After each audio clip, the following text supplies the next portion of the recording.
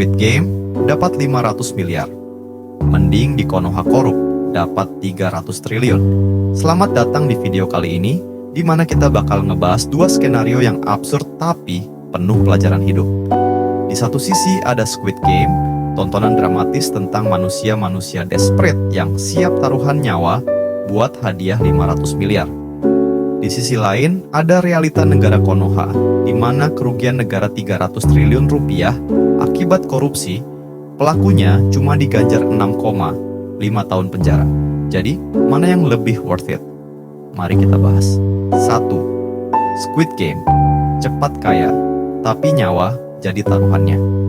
Di Squid Game, lu harus siap kehilangan segalanya, bahkan nyawa, untuk bawa pulang 45,6 miliar won, atau sekitar 500 miliar rupiah. Lo bakal dibikin cemas, galau, ketakutan, dan berusaha selamat, bahkan dengan mengkhianati teman sendiri dan ngorbanin ratusan nyawa. Gak ada yang gratis di dunia ini, bro. Semua ada risikonya. 2. Di negara Konoha 300 triliun, cuma modal tanda tangan. Nah, kalau lo ada di negara Konoha, caranya jauh lebih simpel. Lo cuma korupsi, tanda tangan beberapa dokumen, dan bom. Negara rugi 300 triliun.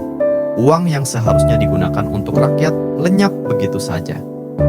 Tapi tenang, nggak perlu stres kayak di Squid Game. Cukup main politik, jadi pejabat, dan lo bisa dapetin yang jauh lebih banyak. Tanpa harus taruhan nyawa, lo bisa dapat segalanya dengan santai. Ketiga, hukuman? Beda level banget. Kalau di Squid Game, lo kalah. Ya tamat hidup lo, game over. Tapi di negara Konoha, ketahuan korupsi 300 triliun, nggak masalah. Hukuman cuma 6,5 tahun penjara. Bisa remisi juga kalau lo sopan saat pengadilan. Jadi, hidup lo tetap nyaman kok. Masih ada kesempatan buat menikmati hidup setelahnya.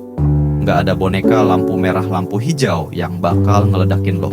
4. Moral dari cerita. Di Squid Game, lu harus mengkhianati teman dan ngorbanin ratusan nyawa hanya untuk mendapatkan 500 miliar. Tapi di negara Konoha, lu bisa dapetin 300 triliun hanya dengan kelicikan. Di dunia nyata, lu nggak perlu ikut Squid Game buat cepat kaya. Cukup korupsi di negara Konoha, tanda tangan beberapa dokumen, dan hidup lo bakal jauh lebih mudah. Kelima, efek ke masyarakat. Squid Game adalah permainan pribadi. Korban yang jatuh cuman peserta yang ikut Squid Game. Tapi korupsi? Dampaknya kena ke jutaan rakyat yang duitnya diambil dari pajak.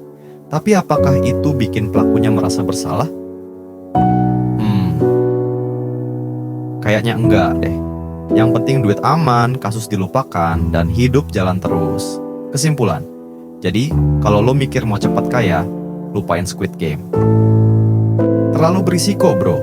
Mending ikutan audisi pejabat di negara Konoha atau main project, lalu korupsi 300 triliun dan kalau ketahuan, ya udah santai aja, hukumannya ringan kok, cuman 6,5 tahun penjara. Refleksi, fenomena ini mengundang pertanyaan tentang efektivitas sistem hukum dan penegakan keadilan. Apakah hukuman 6,5 tahun memberikan efek jera bagi pelaku korupsi 300 triliun? Haruskah hukuman ringan bagi koruptor terus dipelihara di negara ini? Bagaimana pendapat kalian? Coba tulis di kolom komentar. Itu dia pembahasan kali ini. Kalau lo suka cara cepat kaya ala negara Konoha, ya silakan. Tapi kalau lo masih punya hati nurani, jangan lupa bantu bangun dunia yang lebih adil.